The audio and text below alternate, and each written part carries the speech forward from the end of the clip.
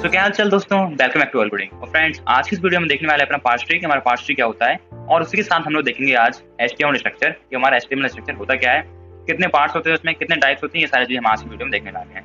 साथ ही हम आज की वीडियो में देखने वाले हैं कि हम लोग अपनी वेबसाइट से कैसे डेटा एक्सट्रैक्ट करते हैं और ब्यूटीफुल स्टूडियो की कैसे हेल्प से हम लोग पूरा डेटा निकाल सकते हैं, किसी भी एंकर टैग से, किसी भी हेडिंग टैग से, पैराग्राफ टैग से, किसी भी टैग से हम लोग कैसे डेटा निकाल सकते हैं। और आने वाली वीडियो में हम लोग इसी सीरीज को कंटिन्यू करेंगे और देखेंगे कि हम लोग अपने डेटा को कैसे सेव करते हैं किसी भी CSV या फिर TXT फाइल में। तो चलिए फिर स्टार्ट करते हैं आज की वीडियो। तो आज की इस वीडियो में हम देखने वाले हैं part tree and navigation of all tags of HTML, और हम लोग नेविगेट करेंगे सारे टैग्स HTML के, जितने भी हमारे टैग होंगे, पैराग्राफ है, हेडिंग है, ये सब मैं अभी आप लोगों को बताऊंगा HTML स्ट्रक्चर में। तो फ्रेंड्स, बिल्कुल आप लोग बने रहना इस वीडियो में और बिल्कुल आपको आखिरी तक देखना है अगर आप लोग वेब स्क्रैपिंग सीखना चाहते हैं बिल्कुल अच्छे से।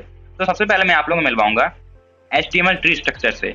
सो फ्रेंड्स, कोई भी अगर हमारी HTML फाइल होती है तो सबसे पहले उसमें आता है हमारा हेड के बाद आता है हमारा opening tag of head and next आता है हमारा क्लोजिंग टैग।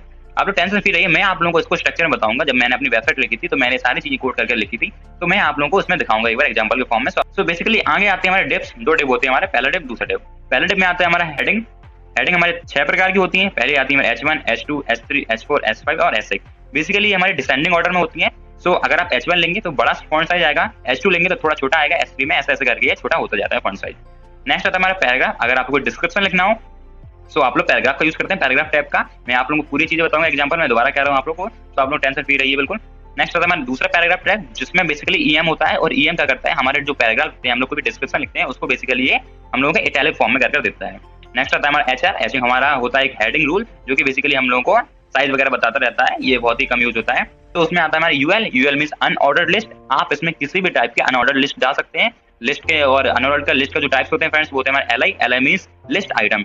तो बेसिकली आप उसमें कितने भी लिस्ट आइटम डाल सकते हैं, जिसमें 3 दिए गए आप 4 डालिए, 5 डालिए।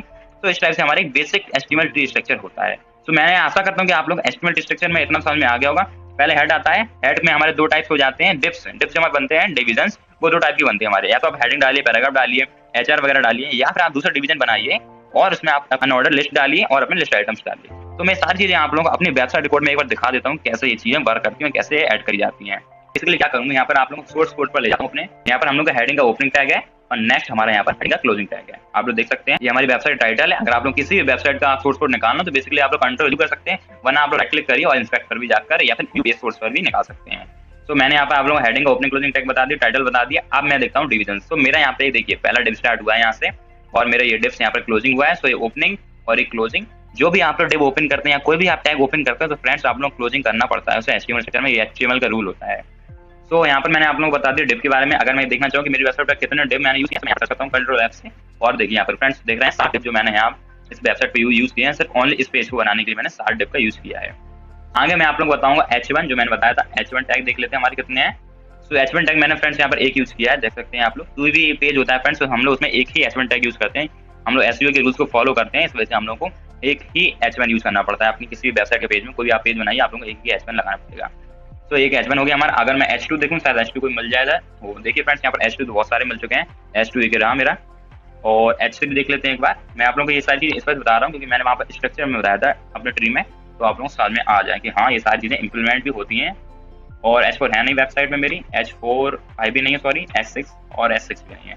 सो अब मैं आप लोगों को पैराग्राफ टैग बता देता हूँ एक बार। सो ये रहा हम लोग का पैराग्राफ टैग। देखिए मैंने इसमें पूरा डिस्क्रिप्शन लिखा है। मैंने जैसे बताया था कि हम लोग पैराग्राफ टैग में अपना डिस्क्रिप्शन लिखते हैं। तो बेसिकली मैंने यहाँ पर अपना डिस्क्रिप्शन लिख दिया है, जो मुझे डिस्क्रिप्शन लिखना होता है, और मैंने ये भी यूज किया है और यहाँ पर भी यूज किया है। तो ये बहुत सारे पैराग्राफ टैग आपको देखने मिल सकते हैं। आगे आता था हमारा HR। तो HR तो बेसिकली यूज होता नहीं इतना। अब मैं आप लोगों को UL बता देता हूँ। UL यानी कि अनऑर्डर्ड लिस्ट। तो मैंने यहाँ पर एक UL यूज किया है, और मैंने आप लोगों को वहाँ पर ये भी बताया था कि UL के अंदर हम लोग कितनी भी LI डाल सकते हैं। LI यानी कि लिस्ट आइटम। तो अगर हम लोग देखना चाहिए कि मैंने इस पेज में कितने LI का यूज किया है, तो मैं कंट्रोल F करता हूँ। तो देख सकते हैं आप लोग, मैंने 1 2 3 4 5 मैंने LI का यूज किया है, लेकिन यहाँ पर 21 दिखा रहा है। सो बेसिकली होंगी ये ज्यादा से ज्यादा मैंने यूज किया होगा सिर्फ इस पेज के लिए। आगे देखते हैं फ्रेंड्स, मैंने आप लोगों को बताया था और कुछ क्लासेस के बारे में, और आप लोगों को इंट्रोडक्शन देता हूँ थोड़ा सा क्लास IDs के बारे में। तो बेसिकली जैसे कि मैंने आपसे कहा कि आपके वेब पेज पर 4 बॉक्सेस बने हुए हैं, स्क्वायर बॉक्सेस या फिर कोई मान लीजिए, और आप चाहते हैं उन चारों बॉक्सेस पर मैं सेम की सेम क्लासेस डालूं, सेम CSS डालूं सॉरी। तो आप लोग CSS यानी कि जो कलर डालते हैं, स्टाइलिंग वगैरह, बैकग्राउंड कलर, फॉन्ट साइज वगैरह चेंज होती है, हम लोग CSS कहते हैं। तो अगर आप उन चारों बॉक्सेस में सेम स्टाइलिंग डालना चाहते हैं तो फ्रेंड्स आप लोग यूज करेंगे हमारी क्लासेस का। यानी क्लास करती है, एक क्लास का हम लोग नेम देते हैं, वो चारों बॉक्सेस में हमारी काम कर जाएगी। लेकिन जो हमारी आईडी होती है, आईडी हर एक बॉक्स के लिए पर्सनली रहेगी। यानी कि आपको एक बॉक्स में चाहिए ब्लैक, दूसरे में रेड चाहिए, तीसरे में ग्रीन या फिर येलो चाहिए, चौथे में, तो हर आपको अगर अलग अलग स्टाइलिंग डालनी होगी तो आप लोग यूज करेंगे आईडी का। मैं आप लोगों को इसके बारे में ज्यादा इंट्रोडक्शन नहीं देना चाहता हूँ, मुझसे एक क्लास के बारे में बताना था, क्योंकि अगर हम किसी भी एलिमेंट क्लासेस के फॉर्म से एक्सट्रैक्ट करना चाहते हैं उसका डेटा कि इस क्लास में क्या डेटा गया है तो हम लोग एक्सट्रैक्ट करेंगे, इसी वजह से मैंने आप लोगों को बताया। अगर मैं ज्यादा इसके बारे में ज्ञान दूंगा तो ये वेब डेवलपमेंट की तरफ हो जाएगा। अगर आप लोग वेब डेवलपमेंट कोर्स चाहते हैं तो आप लोग कमेंट करिए यस, मैं पूरी कोशिश करूंगा कि आप लोगों को डेवलपमेंट कोर्स सिखाऊं। तो यहाँ पर तो मेरी बात हो गई, मैंने आप लोग क्लासेस बता दी, आईडी बता दी, सारे टैक्स बता दिए, एचटीएमएल स्ट्रक्चर भी समझा दिए। एक और चीज आ जाती है, अगर मैं यहाँ पे कंट्रोल F कर ये करूँ तो देख सकते हैं आप लोग कितने सारे मैंने यहाँ पर एंकर टैग लगाए। एंकर टैग बेसिकली क्या करते हैं, किसी भी टेक्स्ट पर किसी भी फोटोज पर हमारे लिए लिंक डालते हैं, हमारी लिंक डालते हैं और लिंक डालते हैं हम लोग href की हेल्प से। आप लोग जहाँ भी अगर कोई लिंक डाली हुई देखी होगी तो हम लोग href का यूज जरूर करते हैं। देखिए यहाँ पर भी href जहाँ भी होगा वहाँ पर हम लोग href का यूज किया ही होगा। तो बेसिकली इतना ही था जो मैंने आप लोगों को बताना था HTML स्ट्रक्चर के बारे में। तो एक बात और बतानी चाहता हूँ कि जैसे कि अगर आप लोगों के पास मैं कहूँ कि हमारे जैसे कि एक क्लास है नेवबार, अगर मैं चाहता हूँ कि इस नेवबार में जो भी कंटेंट हो वो आप लोग मुझे प्रोवाइड करिए, तो बेसिकली आप लोगों को कुछ कोड लिखना होगा। मैंने अपनी पिछली वीडियो में आप लोग कंटेंट तो पूरा लाकर दिखा दिया था, लेकिन वो कंटेंट रिलेवेंट था, अनयूज थी उसमें बहुत सी चीजें। तो आज की वीडियो में पहले तो मैं उसको पास करना बता दूंगा कि पार्स ट्री कैसे बनाते हैं। लेकिन अगर आप लोगों को सिर्फ एक बेसिकली एक क्लास से, या फिर मैंने क्लास छोड़ के मैंने कहा कि आप लोग सिर्फ ए टैग बताइए कितने इस वेबसाइट वेब पेज पर जो ये वेब पेज है कितने ए टैग यूज किए गए हैं और उनका डेटा निकालिए, तो आप लोगों को यूज करने पड़ते हैं कुछ फंक्शंस। वही फंक्शंस की लिस्ट मैंने यहाँ पर बनाकर रखी है जो कि मैं आप लोगों को देना चाहता हूँ, और अगर आप लोग चाहें तो इसकी स्क्रीनशॉट भी लेकर रख सकते हैं। देखिए फ्रेंड्स, मैंने यहाँ पर पूरी लिस्ट बनाकर रखी है, फंक्शन मेथड की डिस्क्रिप्शंस हैं और उनका एक छोटे छोटे एग्जांपल भी हैं। तो सबसे पहले अगर आप पार्स करना चाहते हैं अपने HTML कंटेंट को तो आप लोग ये लगाएंगे response.content। रिस्पॉन्स जो हमारा रहेगा, जो हम लोग आता है रिस्पॉन्स, और जो कंटेंट जो रहता है उसको HTML.parser से हम लोग क्या कर सकते हैं, उसको पार्स बना सकते हैं, पार्स कर सकते हैं। नेक्स्ट, अगर आप लोगों को फर्स्ट टैग निकालना हो गिवन क्राइटेरिया में, यानी कि जो क्लासेस वगैरह मैंने आपको बताई थी, अगर आप लोग क्लासेस की हेल्प से किसी चीज को निकालना चाहते हैं तो बेसिकली वो यही चीज है। आप लोग इस फंक्शन यूज करेंगे soup.find, डिव लगाएंगे क्लास अंडरस्कोर इक्वल और अपनी क्लास का नेम। नेक्स्ट हमारा फंक्शन आता है find all tags that match the given criteria. अगर आपके पास कोई टैग है, आप लोग चाहते हैं कि हम उस टैग का बेसिकली उसी इंडिविजुअल टैग का डेटा निकालें, जैसे कि हेडिंग हो सकती है, एंकर टैग हो सकता है, li हो सकता है, ul हो सकता है, कुछ भी हो सकता है, तो बेसिकली आप लोग इसका यूज करेंगे soup.find_all और a। और ये सिलेक्टर्स आते हैं, selector one, parent, children, next sibling, previous sibling, तो ये सब तो जितने ज्यादा यूज होते नहीं। एक और हमारा यूज होता है .get_text, जिसकी हेल्प से आप लोग सिर्फ टेक्स्ट निकालते हैं। मैंने देखा था, सॉरी आप लोगों ने भी देखा होगा कि हम लोग कॉमा आते हैं, हमारे ब्रेसेस आते हैं, ग्रेटर देन, लेस देन के सिंबल्स भी आते हैं, तो इन सबको हटाकर सिर्फ आप लोगों को टेक्स्ट मिलेगा अगर आप इस फंक्शन का यूज करेंगे। आप लोग टेंशन फ्री रहिए, मैं आप लोगों को इसी वीडियो में ये सब चीजें यूज करके दिखाने वाला हूँ। ये सब आप लोगों के लिए थोड़ा ज्ञान था, जैसे कि आप स्क्रीनशॉट लेकर रख लें और थोड़ा बहुत इनके बारे में सीख भी लिए। और ये वाला जो हमारा फंक्शन होता है .attrs, इस पर हम लोग एक्सेस कर सकते हैं किसी भी एट्रीब्यूट्स का, ऑफर टैग, किसी भी टैग के एट्रीब्यूट्स को हम लोग एक्सेस कर सकते हैं। तो फर्स्ट वाला हमारा जो पार्सर है। नेक्स्ट है हमारा .find_all, और हमारे जो नीचे के दो हैं ये बहुत ही ज्यादा यूज होते हैं, तो इनका हम यूज करेंगे। और सो फ्रेंड्स, ये एग्जांपल है जिसका मैं अभी आप लोगों को करके दिखाऊंगा पूरा कोड, और एक और ये दूसरा एग्जांपल है। सो ये दोनों फ्रेंड्स, मैं ये दोनों एग्जांपल आप लोगों को अच्छे से करके दिखाऊंगा। चलिए फिर सीधे चलते हैं अपने VS कोड स्टूडियो पर। मैंने आप लोगों को सारे फंक्शन बताए दिए गए हैं, मैंने आप लोगों को थोड़ा सा इंट्रोडक्शन भी दे दिया है कि पार्स ट्री क्या होता है, कैसे नेविगेट करते हैं, क्या टैग्स होते हैं। अब हम सीधे क्या करेंगे, कोड करेंगे और आप लोगों को बताऊंगा कैसे हम लोग किसी भी वेबसाइट से डेटा को क्या करते हैं, स्क्रैप करते हैं। सो फ्रेंड्स, मैं यहाँ पे आ चुका हूँ अपने VS कोड स्टूडियो पर, और मैं सबसे पहले बनाता हूँ अपनी फाइल जिसका मैं नेम दूंगा 1.py, और हमारी नेक्स्ट वीडियो रहेगी उसमें दे दूंगा 2.py। तो डॉट लगाना भूल गया मैं। अब मैं क्या करूँगा, सबसे पहले अपने मॉड्यूल्स को इंपोर्ट करा लेता हूँ, जो कि हमारे दो मॉड्यूल्स थे, इंपोर्ट रिक्वेस्ट और इंपोर्ट ब्यूटीफुल सूप।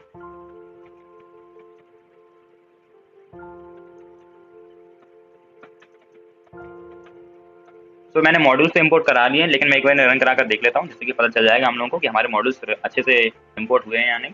तो हमारा कोई एरर तो आ नहीं रहा है, यानी कि अच्छे से काम कर रहा है कोड। आगे लिखता हूँ, मैं अपनी वेबसाइट की URL डालता हूँ, इसमें URL पास करता हूँ, वेबसाइट की लिंक है मेरी, यहाँ पर वेबसाइट की URL भी डाल दिया। अब मैं क्या करूँगा, रिस्पॉन्स निकालता हूँ अपना, response equals to request dot get URL, इसमें पास करता हूँ URL।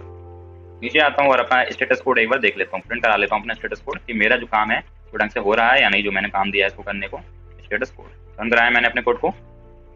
सो स्टेटस कोड आ रहा है मैं 200, यानी कि वेबसाइट से रिस्पॉन्स तो जा रहा है। अब मैं क्या करूँगा, अपने VS कोड का यूज करूँगा। अब अपने जो HTML कंटेंट है उसमें क्या करूँगा, पास कर लूँगा। सो रेस्पॉन्स डॉट कंटेंट, जो मेरा कंटेंट है उसको क्या करना है, मुझे पास करना है। तो यहाँ पर लगाऊंगा डबल कोट में, सिंगल कोट में HTML डॉट पार्सर। इसके बाद मैं अपने सूप को प्रिंट कर लेता हूँ एक बार, और आप लोगों को दिखाता हूँ कितनी अच्छी तरीके से हम लोग को डेटा मिलता है। कोई भी अनयूज डेटा हम लोग को नहीं मिलता है, सिर्फ ओनली रेलेवेंट डेटा हम लोग को मिलेगा। सो फ्रेंड्स, मैंने यहाँ पर पार्सर की स्पेलिंग गलत कर दी थी, मैं दोबारा रन कराता हूँ, और अब देखते रहता है नहीं। तो देखिए फ्रेंड्स, मेरे को पूरा डेटा मिल चुका है, और ये डेटा बहुत ही अच्छी तरीके से हम लोग को डिजाइन करके दिया है हमारे ब्यूटीफुल सूप ने। कोई भी इसमें एरर नहीं है पहली बात तो, और बिल्कुल हेड से लेके ओपनिंग टैग से लेके, जैसे मैंने आप लोग बताया था ओपनिंग टैग होते क्लोजिंग टैग, वहां से लेके बिल्कुल मुझे एंडिंग टैग तक मिलेगा डेटा। सो इतना तो हो गया हम लोगों के लिए। अब मैं क्या करूंगा, अपनी चीजों को एक्सट्रैक्ट करना स्टार्ट करूंगा, यानी कि अपना डेटा निकालना स्टार्ट करूंगा। फ्रेंड्स अब मैं क्या करूंगा, टेक्स्ट का डेटा को आइटरेट करूंगा। मैंने टेक्स्ट आप लोगों को बता दिया, हेडिंग टैग होता है, पैराग्राफ टैग होते हैं, एंकर टैग होते हैं, लिंक्स होती है हमारी, ऑर्डर लिस्ट, अनऑर्डर लिस्ट, ये सारी चीजों को मैं एक बार करके सारी चीजें निकाल के देख लेता हूँ उनका डेटा क्या क्या आता है। तो मैं अपने दूसरे तीसरे फंक्शन यूज करूंगा, जो भी मेरा फंक्शन होता है उस लिस्ट में से जो मैंने आप लोगों को टेबल बना के दी थी। तो मैं यहाँ पे लिखूंगा वेयर इक्वल्स टू, मैं लिखूंगा soup डॉट फाइंड और मैं यहाँ पे डाल दूंगा अपना h1। सबसे पहले मैं h1 से स्टार्ट करता हूँ और नीचे जाकर मैं प्रिंट करा लेता हूँ उसके। तो मैं h1 को प्रिंट करा लेता हूँ, जो भी हमारा वेबसाइट में h1 होगा वो हमारा h1 प्रिंट होकर आ जाएगा। रन कराया मैंने से। प्रिंट सूप को मुझे कमेंट इन करना, तो सॉरी मैं भूल गया, अब कर दिया मैंने। तो देखिए फ्रेंड्स, हम लोग जो h1 टैग था वो हम लोग h1 टैग आ चुका है। इधर से स्टार्टिंग होती है मेरे h1 टैग की, ओपनिंग टैग ये था और ये हम लोग क्लोजिंग टैग है h1 का। अगर फ्रेंड्स में देखना चाहो यहाँ पर अपने यूएल टैग को, यूएल टैग जो था मेरा वहाँ पर रन कराया मैंने इससे, यूएल टैग भी आ जाएगा हम लोगों का। तो देखिए फ्रेंड्स, हमारा यूएल टैग यहाँ से स्टार्ट हुआ है, यहाँ पे क्लोजिंग हुआ है सॉरी, और स्टार्टिंग इसकी यहाँ से हुई है। एक मिनट नीचे आता हूँ मैं। तो यहाँ से इसकी स्टार्टिंग हुई है और यहाँ पर इसकी एंडिंग हुई है। ये हमारा ओपनिंग टैग है यूएल का और ये हम लोग का है क्लोजिंग टैग। तो हम लोगों ने यहाँ पर कुछ टैग्स भी देख लिए। अब मैं एक बार एल आई और देख लेता हूँ। एल आई पर मैं जाता हूँ, रन कराया मैंने, तो मेरे जितने भी एल आई होंगे वो सारे एल आई मेरे आ जाएंगे। फ्रेंड्स यहाँ पर देखिए स्टार्टिंग का एल आई दिखा रहा है। अगर मैं यहाँ पर लिखता हूँ फाइंड अंडरस्कोर ऑल, मैंने फाइंड अंडरस्कोर ऑल लिखा और अब मैं रन कराता हूँ, तो मैं जितने भी एल आई होंगे वो सारे एल आई मिल जाएंगे, जितने मेरे उस पेज में एल आई पड़े होंगे लिस्ट आइटम। तो देखिए फ्रेंड्स, इतने सारे मेरे एल आईज थे उस लिस्ट में, तो मेरे को वो सारे एल आईज मिल चुके हैं। इतने सारे एल आई यहाँ से स्टार्ट हुआ हमारा और ये देखिए पूरा मुझे एल आईज मुझे मिल चुके हैं।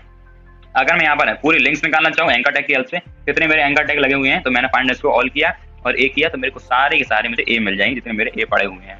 तो देख सकते हैं आप लोग, ए कितने सारे ए दिए, फिर ए के पहला ए खत्म हुआ है, फिर दूसरा ये यहाँ से स्टार्ट हुआ है, ओपनिंग और क्लोजिंग, ये यहाँ से ओपनिंग हुई, तीसरे वाले की यहाँ पे क्लोजिंग हुई, चौथे की यहाँ से ओपनिंग हुई और यहाँ पर इसकी क्लोजिंग हुई। तो इतने सारी चीजें मुझे यहाँ पर मिल चुके हैं, यानी कि इतने सारे हमारे एंकर टैग इसमें डाले गए हैं। अगर मैं पी की बात करूँ, जितने भी सारा हमारा पी का डेटा होगा, तो मेरा पूरा पी का डेटा पैराग्राफ यानी पी फॉर पैराग्राफ सॉरी, तो उसका आ जाएगा, तो उतना आ जाएगा। देख सकते हैं आप लोग यहाँ से पूरा ये पी टैग हमारे यहाँ से स्टार्ट हुआ है और जितने सारे हमारी वेबसाइट उस पेज पर पी थे पैराग्राफ टैग थे वो सारे के सारे हमारे सामने आ चुके हैं। अब अगर मैं देखना चाहता हूँ अपने में स्पैन, कि मेरी वेबसाइट पर स्पैन कितने पड़े हुए थे। स्पैन बेसिकली एक टाइप होता है अपने डेटा को लिखने का, अपने कंटेंट को लिखने का वेबसाइट पर, तो स्पैन भी शायद मेरे पास आ जाए। तो देखिए ये पूरी हमारी स्पैन की लिस्ट आ गई है। तो इस टाइप से फ्रेंड्स आप लोग किसी भी टैग को आइटरेट कर सकते हैं, किसी भी टैग को, चाहे वो पैराग्राफ हो, हेडिंग हो, स्पैन हो, ए हो, एल आई हो, यू एल हो, कोई भी टैग हो आप लोग इसकी हेल्प से आइटरेट कर सकते हैं। तो फ्रेंड्स अगर अब मैं चाहता हूँ कि मैं जो h1 टैग है मेरा, मैं सिर्फ उसका टेक्स्ट प्रिंट करूँ, तो अगर मैं अपने दूसरे मॉडल का यूज करना चाहूँ, दूसरे फंक्शन का सॉरी, यहाँ पर मैं फाइंड अंडरस्कोर ऑल हटाता हूँ, यानी कि एक ही मैं h1 का टेक्स्ट निकालना चाहता हूँ, तो मैं बेसिकली यहाँ प्रिंट करूंगा डॉट टेक्स्ट और मेरे को सिर्फ उसका डेटा मिल जाएगा जो भी हमने कंटेंट उसमें पुट किया होगा। तो मैंने पहले वाले h1 में कौन सा डेटा पुट किया है वो मुझे इधर शो हो जाएगा। सो मैंने यहाँ पर पहले h1 में प्रिंट किया है, मैं कंटेंट डाला है welcome to role coding learn and practice programming. Friends अगर मैं यही कंटेंट देखना चाहता हूँ अपने पैराग्राफ वाले टैग का, तो मैं यही पैराग्राफ वाले टैग का भी निकाल सकता हूँ, तो मेरे को पहले पैराग्राफ का मिल जाएगा। तो देखिए फ्रेंड्स यहाँ पर लिखकर आ चुका है, जो मेरा पहला पैराग्राफ था उसका यही कंटेंट था, बिल्कुल सेम टू सेम कंटेंट मुझको मिल चुका है। तो इतना तो हो गया, हम लोग h1 का निकाल ले रहे हैं, पी का निकाल रहे हैं। और अगर आप लोग चाहते हैं कि ये पूरी वेबसाइट का मिल जाए, यानी कि आपके उस पेज में जितने भी सारे पी हो उन सबका डेटा मुझे मिल जाए, तो आप लोग फॉर लूप का यूज कर सकते हैं और आराम से आप लोगों को पूरे का पूरा डेटा मिल जाएगा। और अगर मैं यहाँ पे एल आई की बात करूँ तो मुझे पूरे एल आई का टेक्स्ट मिल जाएगा। तो मेरे को सबसे पहला एल आई का टेक्स्ट मिला है, वो है हमारा होम। अब फ्रेंड्स अगर मैं चाहता हूँ कि मैं सारे h1 का सारे पैराग्राफ का यूज करना चाहता हूँ, डेटा सारे पैराग्राफ को देखना चाहता हूँ कि अगर डेटा स्क्रैप करना चाहता हूँ, तो मैं बेसिकली फॉर लूप का यूज करूंगा। सबसे पहले तो मैं एक ऊपर खाली लिस्ट बना लेता हूँ, इसका मैं एस नेम देता हूँ और अब मैं नीचे आता हूँ, यहाँ पर एक फॉर लूप चलाता हूँ। तो फॉर ब्लॉक इन वेयर, कोई भी आप फंक्शन ले सकते हैं, फॉर ब्लॉक इन वेयर, और मैं लिख दूंगा एस डॉट अपेंड करो मेरे लिए ब्लॉक, और मैं करूँगा क्या ब्लॉक डॉट टी लिख दूंगा डॉट टेक्स्ट। मैं नीचे कन्वर्ट कर लेता हूँ, ऊपर हटा देता हूँ इसको। तो इतना कर लिया और मैं फाइंड अंडरस्कोर ऑल कर लेता हूँ, जिससे कि पूरे के पूरे मुझे एल आई मिल जाए। और लास्ट में मैं क्या करूँगा, एस को प्रिंट कर लेता हूँ अपनी, एस जो मेरी लिस्ट है। रन कराया मैंने इसे और देखते हैं शायद मेरा काम कर जाए मेरा कोड। और देखिए फ्रेंड्स मुझे को पूरा का पूरा जितनी भी एल आई पड़े थे मेरे उस साइड पर, उस पेज पर, वो मुझे सारे एल आई मिल चुके हैं। अगर मैं कुछ चीज़ रिप्लेस करना चाहता हूँ यहाँ पर, तो मैं क्या करूँगा डॉट रिप्लेस का यूज करूँगा, डॉट रिप्लेस। तो जितने भी यहाँ पर हमारे जो इमोजीज मैंने लगाए थे, जितने मैंने आइकन्स लगाएंगे, उनका जो कोड है यहाँ पर मैं इसको कॉपी कर लेता हूँ यहाँ पर, और इसी को मैं रिप्लेस कर देता हूँ किसी और चीज़ से। मैं यहाँ पर रिप्लेस कर देता हूँ इस चीज़ को, मैं एक खाली स्पेस में छोड़ देता हूँ और रिप्लेस कर देता हूँ। चलिए अब देखते हैं हमारा क्या आउटपुट आता है। देखिए फ्रेंड्स मेरे जितने भी जो एरर्स आ रहे थे, मैं एक बार आप लोगों को बड़ा करके दिखा देता हूँ। जितने भी मेरे सारे एरर्स आ रहे थे, ये कोड जो आ रहे थे मेरे कोड एरर, वो देखिए यहाँ से पूरे हट चुके हैं, क्योंकि मैंने यहाँ पर क्या किया, रिप्लेस फंक्शन का यूज किया है और इस कोड को मैंने रिप्लेस करके जो हमारा एक आइकन कोड है उसको मैंने रिप्लेस करके बैक स्पेस से रिप्लेस कर दिया, यानी कि खाली व्हाइट स्पेस से। और फ्रेंड्स यहाँ पर आप देख सकते हैं बैकस्लैश n भी आ रहे हैं, तो मैं क्या करूंगा यहाँ पर एक और डॉट रिप्लेस का यूज करूंगा, या फिर मैं नीचे भी कर सकता हूँ, कोई बड़ी बात नहीं है। डॉट रिप्लेस का मैं यूज करूंगा, डॉट रिप्लेस एक बार मैं यूज करता हूँ, और यहाँ पर मैं बेसिकली लिख दूंगा बैकस्लैश n को आप लोग क्या करो, आप लोग बैकस्लैश n की जगह लगा दीजिए एक और खाली स्पेस, या फिर आप लोग एक व्हाइट स्पेस छोड़ दीजिए, और प्लस में मैं बैकस्लैश n लगा देता हूँ, जिससे कि क्या होगा हमारे एक नेक्स्ट लाइन में प्रिंट होते जाएंगे। तो इतना तो मैंने कर दिया है, देखते हैं काम करता है या नहीं इतना मेरा पूरा। तो देखिए फ्रेंड्स यहाँ पर क्या हुआ है, ये बैकस्लैश n उन लोगों के साथ ही चलने लगा है। छोटा आप लोग एक चीज देख सकते हैं, जितने जो बैकस्लैश थे यहाँ पर जो पहले आ रहे थे वो सब हट चुके हैं, और यहाँ पर एक व्हाइट स्पेस आ चुका है, देखिए इतने सब में व्हाइट स्पेस आ चुका है। तो इस टाइप से फ्रेंड्स आप लोग इन चीजों का यूज कर सकते हैं। मैंने आप लोगों को आज की इस वीडियो में बताया कि सबसे पहले हम लोग पास कैसे करते हैं HTML को, HTML स्ट्रक्चर के बारे में समझाया, पूरे HTML के टैग्स बताए क्या क्या HTML टैग्स होते हैं, और उन्हीं टैग्स को हमने फाइंड करना सीखा है। अगर मैं यहाँ पर H1 लगा देता हूँ तो मेरे को पूरा H1 का डेटा मिल जाएगा, तो मैंने रन कराया और मुझे पूरा H1 का डेटा मिल जाएगा। जितने मेरे उस पेज पर H1 पड़े हुए होंगे वो सारे के सारे मुझे एक्सट्रैक्ट होकर बाहर आ जाएंगे। तो देखिए मेरा एक ही H1 था, तो बेसिकली मुझे एक H1 मिल चुका है यहाँ पर।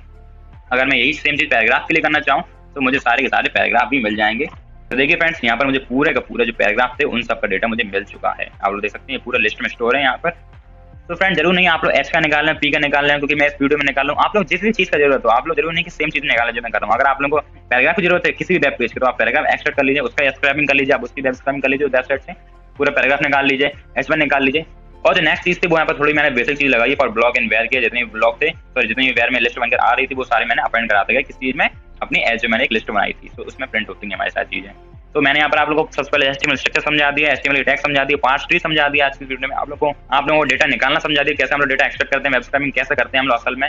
और मैंने आप लोगों को यहाँ पर ये भी समझा दिया कि हम लोग किसी भी चीज कैसे रिप्लेस करते हैं अगर हमारे कंटेंट में कुछ आ रही है। तो अब आने वाली वीडियो में फ्रेंड्स मैं क्या करूंगा, सबसे पहले आप लोगों को CSV और .txt फाइल में ये जो हम लोग का डेटा आ रहा है, ये जो पूरा डेटा आ रहा है हम लोग इसको स्टोर करेंगे, और हम लोग क्लासेस की हेल्प से अपना डेटा निकालना सीखेंगे।